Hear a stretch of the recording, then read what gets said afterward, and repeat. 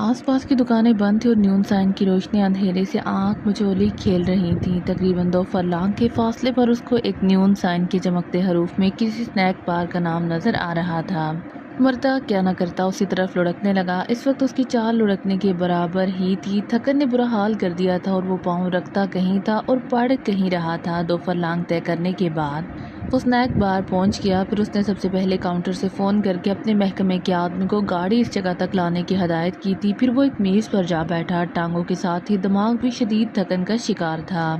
उसने अपने लिए कॉफ़ी मंगवाई थी। कॉफ़ी की घूंट भरते हुए वो आज के वाक़यात पर सोच रहा था। इमरान का रवैया नाकाबिले बर्दाश्त था। उसने दिल ही दिल में अहद किया कि अब वो इमरान से कोई ताल्लुक़ नहीं रखेगा और अपने केस खुद हल कर लेगा। और मौजूदा केस में भी वो ना तो इमरान से मदद लेगा और ना ही उसे टांग अड़ाने देगा। क्या समझता है अपने आप को?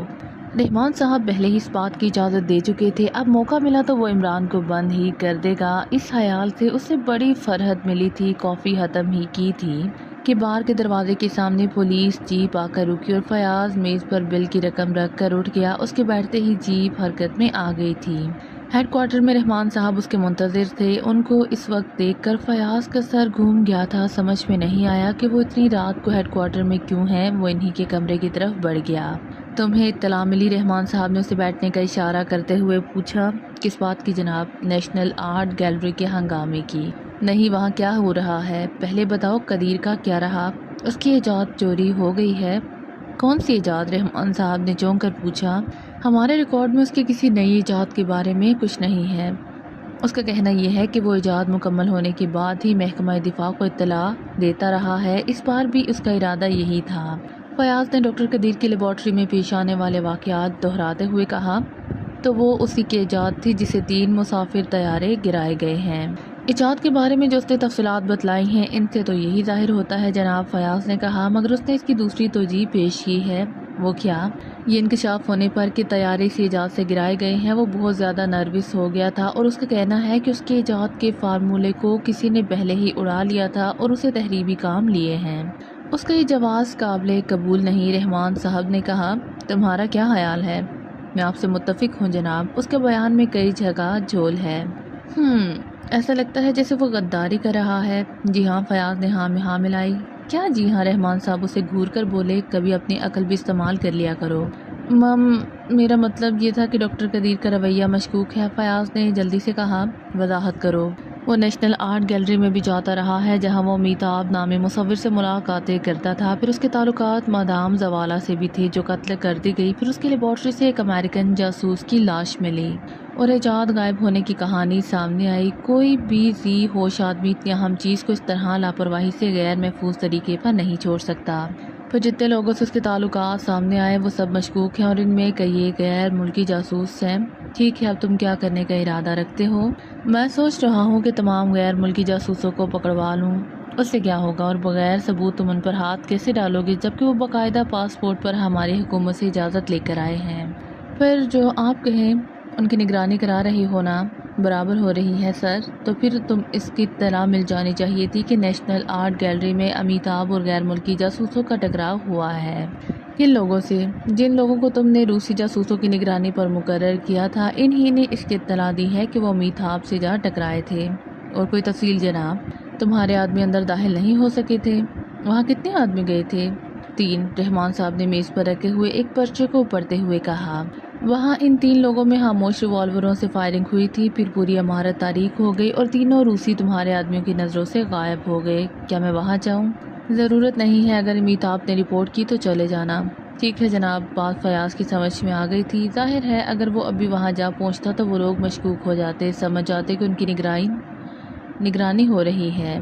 डॉक्टर की लेबॉर्ट्री की निगरानी शुरू करा दो। कुछ देर बाद रहमान साहब ने कहा और फयाज को याद आया कि इमरान ने भी 2 दफ़ा इसे लेबॉर्ट्री की निगरानी कराने के लिए कहा था। बस फिर ये भी याद आ गया कि आज वो नाराज़ क्यों हुआ था। उसने लेबॉर्ट्री की निगरानी करने को कहा था और इसके क्यों क्या पर बदक गया था और वहीं से इसका मूड खराब हुआ था। शायद इसी जलाहट के आलम में इमरान ने उसे पीछा छुड़ाया था। मैं सुबह ही से निगरानी शुरू करा दूंगा जनाब। ठीक है। नेशनल आर्ट गैलरी और कदीर वाले मामले को अब तुम संभाल लो। वो बहुत बासर आदमी है, इसीलिए हर कदम सोच समझ कर उठाना। मैं समझता हूँ जनाब। बस ठीक है, रहमान साहब ने कहा। मैं जा रहा हूँ, कोई बात हो तो फ़ोन कर लेना। بہتر ہے، فیاض نے کہا اور کھڑے ہو کر سلیوٹ کیا اور کمرے سے نکل آیا۔ ساتھ ہی وہ سوچ رہا تھا کہ رحمان صاحب نے آج جس نرم لہجے میں گفتگو کی ہے اس کا سبب کیا ہے۔ سر آپ کی کال ہے، دفتر ایک سارجنٹ نے فیاض سے کہا اور وہ چونک پڑا، پھر وہ آپریشن روم کی طرف بڑھتا چلا گیا۔ ہیلو، اس نے آپریٹر سے ہیڈ فون لے کر کانوں سے لگاتے ہوئے کہا۔ 217 جناب، دوسری طرف سے کہا گیا۔ کیپٹن فیاض، کیا رپورٹ ہے؟ وہ دونوں ڈاکٹر قدیر کی لیبارٹری گئے تھے جناب اعلیٰ، دوسری طرف سے 217 نے کہا۔ اندر ان کا ٹکراؤ کسی اور سے ہو گیا، کافی توڑ پھوڑ اور فائرنگ ہوئی تھی، پھر ان میں سے ایک نکل بھاگا، دوسرے کی خبر نہیں۔ دوسرا قتل ہو گیا ہے، فیاض نے کہا۔ بہرحال اب وہ کہاں ہے؟ ہوٹل ہی میں ہے اور زخمی ہے۔ نگرانی کرو، میں 2 اور آدمی بھیج رہا ہوں، اسے ہیڈ کوارٹر منتقل کرنا ہے۔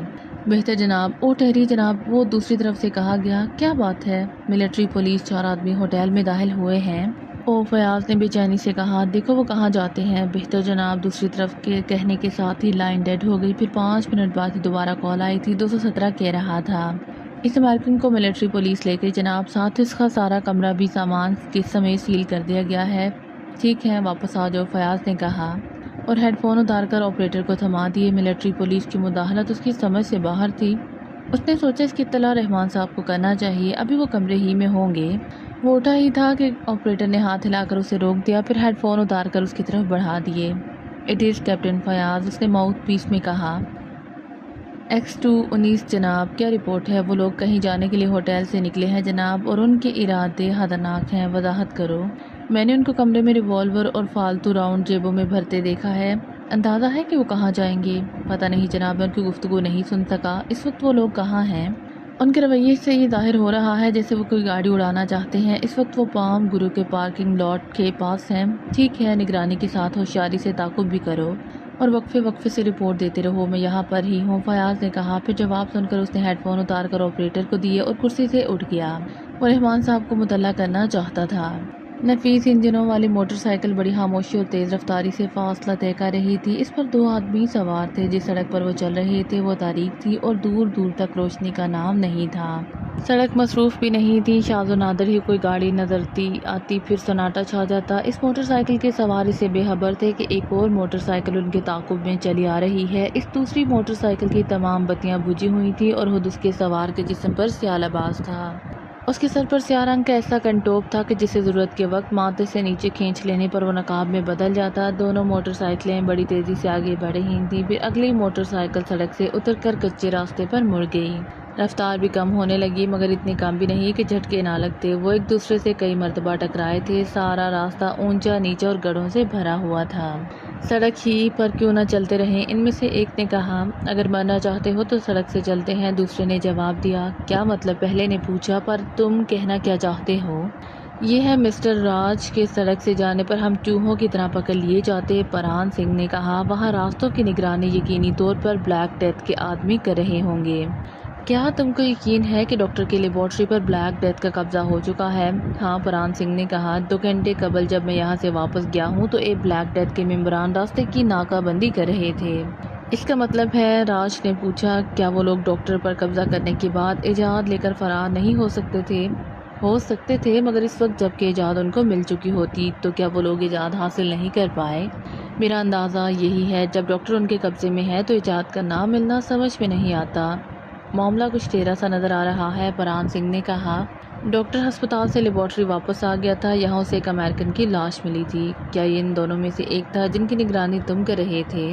ہاں، اور دوسرے کو ملٹری پولیس لے گئی۔ میں نے یہاں سے واپسی پر ان لوگوں کی رپورٹ لی تھی جن کو ان کی نگرانی پر لگایا تھا۔ اس کا مطلب یہ ہوا کہ ملٹری سیکرٹ سروس اس معاملے میں سرگرم ہو چکی ہے۔ ہاں، مگر یہاں سے لاش کیپٹن فیاض لے کر گیا تھا۔ وہ یہاں کہاں؟ وہ ڈاکٹر قدیر کے ساتھ ہی ہسپتال سے یہاں آیا تھا۔ تو پھر کہیں ایسا تو نہیں کہ ہم کسی جال میں پھنسنے جا رہے ہیں؟ نہیں، وہ لوگ سامنے سے نگرانی کرا رہے ہیں۔ میں عقب سے اندر داخل ہوں گا اور مجھے امید ہے کہ اندر سے 2-4 آدمی ہی ہوں گے۔ ان کے سربراہ کے بارے میں کچھ معلوم نہیں ہو سکا؟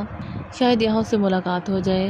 شاید اگر موشی جان یہاں موجود ہے تو وہ تنہا نہیں ہوگا، ممکن ہے 6-7 آدمی وہاں موجود ہوں۔ دیکھا جائے گا، پران سنگھ نے لاپرواہی سے کہا۔ شاید ہم پہنچ گئے، راج نے کہا، اور پران سنگھ نے موٹر سائیکل روک دی۔ اب ان کے سامنے 1.5 فرلانگ کے فاصلے پر ایک عمارت تھی۔ اس کے بعد کھڑکیوں میں روشنی نظر آ رہی تھی۔ عمارت زیادہ بڑی نہیں تھی اور اس کے گرد اونچی سی 4 دیواری تھی۔ انہوں نے ایک درخت سے ٹکا کر موٹر سائیکل کھڑی کی، پھر آس پاس کی سچویشن ذہن نشین کی اور آگے بڑھنے لگے۔ وہ ایک دوسرے کے پیچھے تھے۔ پران سنگھ کی رہنمائی میں راج آگے بڑھ رہا تھا۔ ان کے ہاتھ میں بھرے ہوئے سائلنسر لگے ریوالور تھے اور وہ ہر خطرے کا مقابلہ کرنے کے لیے تیار اور چوکنے تھے۔ اندھیرے میں ٹھوکریں کھاتے ہوئے وہ عمارت کی 4 دیواری تک پہنچ گئے۔ یہ تو کافی اونچی ہے، راج نے کہا۔ ہاں، پران نے سرگوشیانہ لہجے میں کہا، آگے سے 4 دیواری زیادہ اونچی نہیں ہے، مگر حیرت ہے یہاں اتنی بلندی رکھی گئی ہے۔ پھر اب کیا کریں؟ اندر تو داخل ہونا ہے، پران نے کہا۔ تمہارے پاس پن ٹارچ ہے؟ ہاں، راج نے جیب سے ٹارچ نکال کر روشن کرتے ہوئے کہا اور دیوار پر اس کی روشنی ڈالنے لگا۔ وہ ایک ایک اینٹ کا جائزہ لیتے ہوئے آگے بڑھ رہے تھے۔ 4 دیواری تنی ہوئی بنی ہوئی تھی، اس لیے انہیں کوئی رہنا نہیں مل سکا جس کے ذریعے وہ اوپر چڑھ سکتی۔ تو آؤ، دیر کیوں کرتے ہو؟ وہ دونوں عمارت کے اگلے حصے کی طرف بڑھنے لگے۔ ایک جگہ دیوار یکدم اونچی ہو گئی، ایسا لگتا تھا جیسے چنائی کرتے کرتے روک دی گئی ہو۔ بس یہ ٹھیک ہے، پران سنگھ نے کہا اور ریوالور جیب میں ڈال دیا۔ میرے کندھے پر چڑھ کر اوپر پہنچ جاؤ، راج نے جھکتے ہوئے کہا، اور پران سنگھ ایک پیر رکھ کر جھکا اور جھک کر اوپر کی طرف اچھل گیا۔ اس کے ہاتھ 4 دیواری کی منڈیر سے ٹکرائے اور وہیں جم کر رہ گئے۔ پران سنگھ نے جسم کو تولا اور ہاتھوں کے بل اوپر پہنچ گیا۔ منڈیر پر جم کر بیٹھنے کے بعد اس نے دونوں ہاتھ نیچے جھکا دیے۔ چند لمحے وہ دونوں اندر لان میں تھے۔ ریوالور اب پھر ان کے ہاتھوں میں نکل آئے تھے اور وہ بڑی احتیاط سے عمارت کی طرف بڑھ رہے تھے۔ یہ عمارت کا عقبی حصہ تھا جس تک وہ لان عبور کر کے پہنچے تھے۔ یہاں مختصر سی جگہ میں پھولوں کی کیاریاں تھیں۔ کوئی کھڑکی آزمائی جائے، راج نے سرگوشی کی۔ کوئی حرج نہیں، پران نے کہا، دوسری صورت میں پائپ استعمال کرنا پڑے گا۔ راج نے ایک کھڑکی پر ہاتھ لگایا، اندر سے وہ بند نہیں تھی۔ ایک پٹ پر ہاتھ کا دباؤ ڈالتے ہی وہ اندر دب گیا۔ وہ دونوں ایک ایک کر کے اندر داخل ہو گئے، پھر کھڑکی بند کر کے وہ مڑے اور راج نے پن ٹارچ روشن کر لی۔ یہ خوابگاہ تھی۔ بائیں سمت کی دیوار کے سہارے ایک ڈبل بیڈ پڑا ہوا تھا اور دائیں طرف خارجی دروازہ نظر آ رہا تھا۔ وہ دروازے کی طرف بڑھے، راج نے جھری کر کے دوسری طرف جھانکا۔ یہ چھوٹی سی راہداری تھی اور اس وقت یہاں کوئی نہیں تھا۔ پوری راہداری روشن تھی اور اس کے اطراف بنے ہوئے کمروں میں سے 1-2 روشن تھے۔ البتہ راہداری کے سرے پر تیز روشنی ڈالی اور ایک بڑا دروازہ کھلتا نظر آ رہا تھا۔ وہ دونوں راہداری میں نکل آئے اور آہستہ آہستہ بڑی احتیاط اور ہوشیاری سے آگے بڑھنے لگے۔ یہ تو لیبارٹری ہے، راج نے سرگوشی کی۔ خاموش رہو، پران سنگھ نے کہا اور اندر جھانکنے لگا۔ کمرے میں صرف ڈاکٹر قدیر ہی کرسی پر بیٹھا نظر آ رہا تھا۔ اس کے علاوہ بظاہر کمرہ خالی تھا۔ پران سنگھ کچھ دیر سوچتا رہا، پھر اس نے راج کو اشارہ کیا اور دونوں ہی اچانک بڑی تیزی سے اندر داخل ہو گئے۔ ساتھ ہی پران سنگھ کے منہ سے نکلا تھا، اپنی جگہ سے ہلنا مت ورنہ بھیجے میں سوراخ ہو جائے گا۔ کون ہو تم؟ ڈاکٹر قدیر نے چونک کر ان کی طرف مڑتے ہوئے پوچھا۔ جو کہا جا رہا ہے وہی کرو، پران سنگھ نے سرد لہجے میں کہا۔ تمہاری موت ہی تم کو یہاں کھینچ کر لائی ہے، ڈاکٹر قدیر نے ریوالونگ چیئر سے اٹھتے ہوئے کہا اور اسی لمحے پران سنگھ کی انگلی کا دباؤ ٹریگر پر بڑھ گیا۔ ٹھوس کی آواز ہوئی اور گولی ڈاکٹر کے بالوں کو چھوتی ہوئی عقبی دیوار میں سوراخ کر گئی۔ اب اگر حرکت کی تو گولی کھوپڑی میں سوراخ کر دے گی، پران سنگھ نے سرد لہجے میں کہا۔ ٹھیک اسی لمحے ان دونوں کی پشت پر لاتیں پڑیں اور وہ اوندے منہ فرش پر جا گرے۔ راج کا سر فرش سے ٹکرایا تھا جبکہ پران سنگھ نے گرتے گرتے کلا بازی کھائی تھی اور سرکس کے بازیگر کی طرح بڑی تیزی سے نہ صرف اٹھ کھڑا ہوا تھا بلکہ اب ڈاکٹر قدیر اس کی گرفت میں مچل رہا تھا۔ اب گولی اس طرح چلاؤ پیارے کہ وہ ڈاکٹر کا سینہ توڑ کر میرے سینے میں گھس جائے، پران سنگھ نے سامنے کھڑے ہوئے تینوں اسٹین گن بردار کو دیکھتے ہوئے کہا اور وہ تینوں مچل کر رہ گئے۔ اسی لمحے سے فائدہ اٹھاتے ہوئے راج اٹھ کھڑا ہوا تھا۔ اس نے پھرتی سے اپنا اور پران کا ریوالور بھی اٹھا لیا تھا۔ پران سنگھ آہستہ آہستہ ڈاکٹر کو گرفت میں لیے پیچھے ہٹ رہا تھا۔ یک بیک اس کے سر پر ضرب پڑی اور وہ چیخ پڑا۔ ذہن پر تاریک سائے یلغار کر بیٹھے تھے۔ وہ کسی مدہوش شرابی کی طرح لڑکھڑایا اور ڈھیر ہو گیا۔ راج نے ریوالور گرا کر ہاتھ اٹھا دیے۔ وہ بڑی کینہ توز نگاہوں سے اس آدمی کو دیکھ رہا تھا جس کی اسٹین گن کا کندھے پر پران سنگھ کے سر پر پڑا تھا۔ وہ بھی اب بڑی خاموشی سے اس کے عقب سے آیا تھا۔ جس وقت راج اور پران سنگھ عمارت میں داخل ہوئے، بلیک زیرو ان کے قریب ہی پھولوں کی کیاریوں کے پاس گھاس پر لیٹا ہوا تھا۔ ان کے اندر داخل ہونے کے بعد بھی وہ اسی جگہ لیٹا سوچ رہا تھا کہ اندر جانا سود مند رہے گا یا نہیں، نہ جانے اندر کیا صورتحال پیش آئے۔ وہ چند لمحے سوچتا رہا، پھر اٹھ کھڑا ہوا۔ اس نے اندر جانے کا فیصلہ کر لیا تھا۔ مگر وہ اس کھڑکی سے اندر نہیں گیا تھا جسے وہ دونوں گئے تھے۔ وہ آگے بڑھتا چلا گیا۔ اکبی دروازے سے آگے بڑھ کر اس نے ایک کھڑکی کو آزمایا، وہ بند تھی۔ پھر دوسری، تیسری، مگر اس طرف کوئی کھڑکی کھلی ہوئی نہیں تھی۔ بلیک زیرو چند لمحے سوچتا رہا، پھر مڑا ہی تھا کہ اپنی جگہ ساکت کھڑا رہ گیا۔ چپ چاپ کھڑے رہو۔